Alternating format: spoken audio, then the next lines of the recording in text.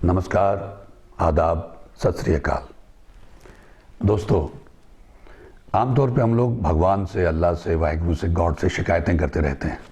भगवान ने हमारे साथ ऐसा क्यों किया, अल्लाह ने हमारे साथ ऐसा क्यों किया, हमने तो कोई ऐसा काम किया ही नहीं है।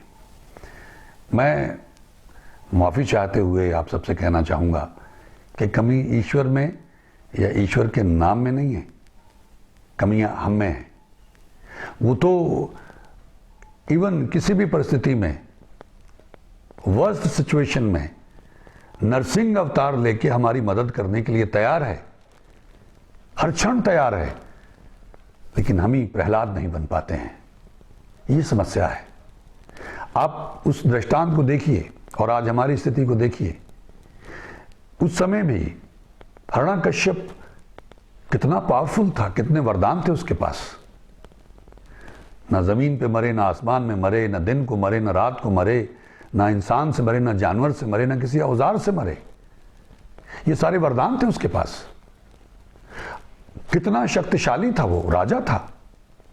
लेकिन एक भक्त प्रहलाद, ईश्वर की अगर उसने भक्ति की जैसे भक्ति करनी चाहिए, तो होलिका को वरदान था, लेकिन उस वरदान को कैंसिल करके, उस वरदान को खत्म करके होलिका जला दी, प्रहलाद को बचा लिया। उसके बाद जब हिरण्यकश्यप ने प्रहलाद से कहा कि तुम मुझे चुनौती देते हो, तो प्रहलाद जी ने कहा कि मैं आपको चुनौती नहीं देता हूं, ये ईश्वर के नाम की खूबी है। कोई भी जप ले तो उससे भी ये सब होने लग जाता है। हम जप नहीं पाते हैं, ना हम सुन पाते हैं। हमारे पास एकाग्रता ही नहीं है। हमने इतना कचरा इकट्ठा किया हुआ पिछले जन्मों से, वो हमें एकाग्रचित होने नहीं देता, वो हमें जपने नहीं देता, वो हमें सुनने नहीं देता है, वो हमारे विश्वास को परिपक्व नहीं होने देता है। ये समस्या है। अब आगे आप देखें कि अगर उसने वो स्तंभ जो है उसको गर्म करा, लाल कर लिया और कहा तू चाहता है, अगर तू कहता है कि तेरा भगवान है और तुझे बचाएगा, तो इसको गले लग, इसको अपनी बाहों में ले, इसको अपनी आगोश में ले। तो एक सेकंड के लिए प्रहलाद ठिठके, तो ईश्वर ने उसी समय अपने भक्त को चींटी बन के उस पर चल के दिखाया कि डर मत, और प्रहलाद ने उसको अपनी आगोश में ले लिया। तो ऐसा क्रूर जो बादशाह था, ऐसा हिरण्यकश्यप था, इतना शक्तिशाली था, उस समय ईश्वर को उस स्तंभ को फाड़ के नरसिंह रूप में आना पड़ा अपने भक्त की रक्षा करने के लिए और हिरण्यकश्यप का वध करने के लिए। ईश्वर आज भी तत्पर बैठे हुए हैं, जितने भी दुनिया भर में हिरण्यकश्यप हैं उनका वध करने के लिए। लेकिन हमको प्रहलाद बनना नहीं आता। हमारे अंदर ही वैसी आस्था नहीं है, वैसी भक्ति नहीं है। हम सिर्फ बातें करते हैं, हम सिर्फ चालाकियां करना जानते हैं। मन में कुछ और है, कहते कुछ और है, जुबान पे कुछ और है। ये जो गैप है, इसकी वजह से प्रॉब्लम्स हैं। और आप देखिए भक्त और भगवान का रिश्ता, कि हिरण्यकश्यप का जब वध किया, अपनी टांगों पे, अपनी जांघों पे रखे, तो उससे पूछा कि तुझे इतने वरदान मिले थे, देख सारे पूरे हो गए। न दिन है न रात है, संध्या का समय, न तू आसमान में है न जमीन पे है, मेरी जांघों पे है। न मैं इंसान हूं और न मैं जानवर हूं। तेरा ये वर भी पूरा हुआ और मैं तुझे किसी हथियार से नहीं मार रहा हूं, अपने नाखूनों से तेरा वध करूंगा।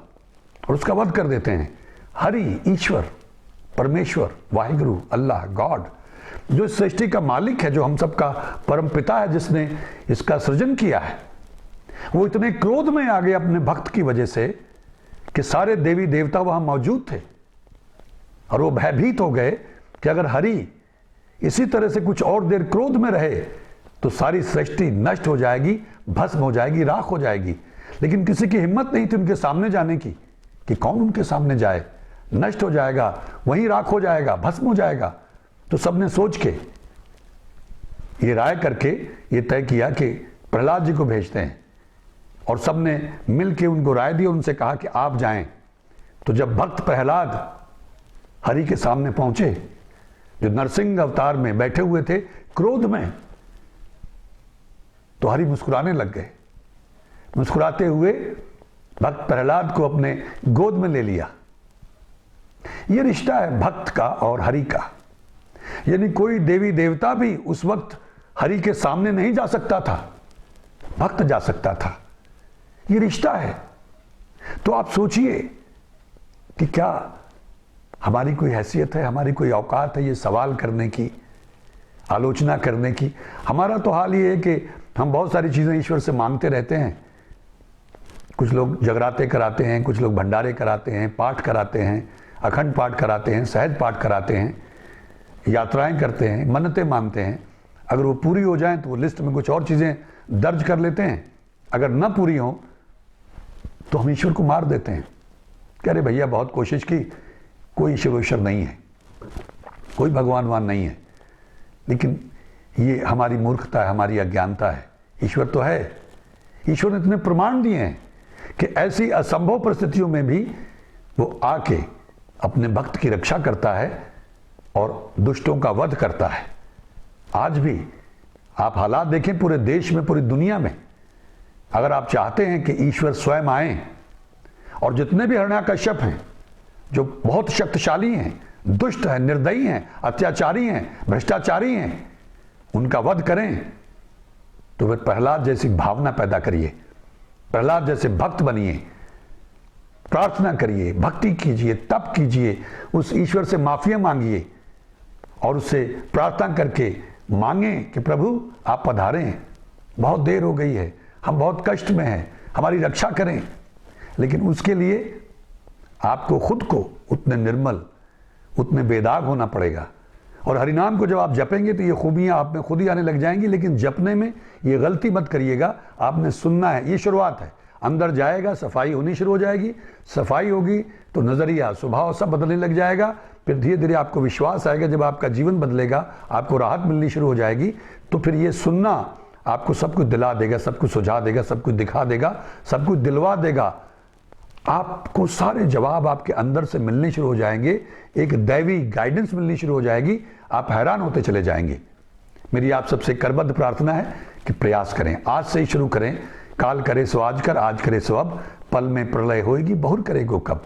शुरुआत करिए 5 मिनट से, 10 मिनट से, 15 मिनट से, लेकिन करिए, क्योंकि जो हालात हैं वो बहुत भयंकर हैं और आगे और भयानक होने की संभावनाएं हैं। आर्थिक तौर पे आप देखिए, लोगों की बेरोजगारी देखिए, लोगों की मजबूरियां देखिए, लोगों की गरीबी देखिए, लोगों के कष्ट देखिए, प्रेशर देखिए, डर, भय और बीमारियां। आगे आने वाले समय में हालात और भयंकर हो सकते हैं, बिगड़ सकते हैं। इसलिए अभी से इंतजार मत कीजिए, तब जपा नहीं जाएगा और एकदम से आप जपने बैठ जाएंगे तब ऐसा होगा भी नहीं।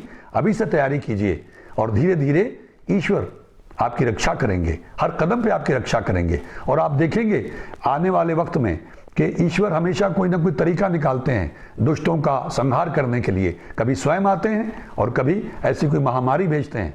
तो जितने भी दुष्ट हैं उनको तो तैयार रहना चाहिए, किसी न किसी तरह से उनका तो संहार होना ही है। अब नहीं, देर सवेर उनका संहार होना है। लेकिन बचेंगे वही जो शुद्ध हैं, जो निर्मल हैं, जो दयालु हैं, जो भक्त हैं, जो लोगों पे दया करते हैं, जो ईमानदार हैं, अपना काम ईमानदारी से करते हैं। मेरी करबद्ध प्रार्थना है कि आप सब लोग समय व्यर्थ ना गंवाएं, जितनी जल्दी हो सकता है। अगर आपने शुरू कर दिया है तो मैं आपका आभारी हूं, आपका कर्जदार हूं।